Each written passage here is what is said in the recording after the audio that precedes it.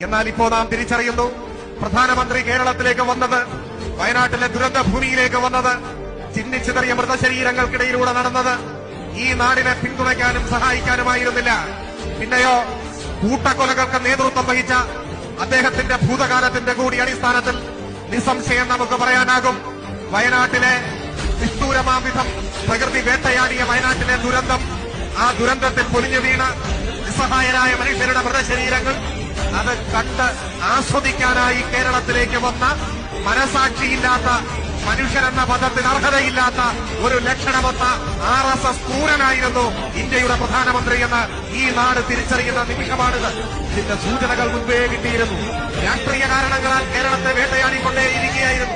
പ്രളയം വേട്ടയാടിയ സമയത്ത് നമുക്ക് നൽകിയ അരിക്ക് പലിശ സഹിതം പണം ഈടാക്കിയപ്പോ, കണക്ക് പറഞ്ഞ് പണം വാങ്ങിയപ്പോ, നമ്മളെ സഹായിക്കാതിരുന്നപ്പോ ഒക്കെ ഇതിന്റെ സൂചനകൾ ഉണ്ടായിരുന്നു. രാഷ്ട്രീയ കാരണങ്ങളാൽ വേട്ടയാടപ്പെടുന്ന ഒരു നാടായി കേരളം മാറിയിരിക്കുകയാണ്. എന്താണ് രാഷ്ട്രീയ കാരണം?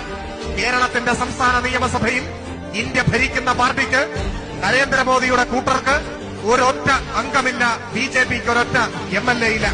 ഇന്ത്യയിൽ മറ്റെവിടെയെങ്കിലും ഇങ്ങനെയുണ്ട്? രാജ്യം ഭരിക്കുന്ന പാർട്ടിക്ക് ഒരൊറ്റ MLA പോലും കൊടുക്കാതെ മതനിരപേക്ഷതയുടെ പതാക ഉയർത്തിപ്പിടിക്കുന്ന നാടാണ് കേരളം.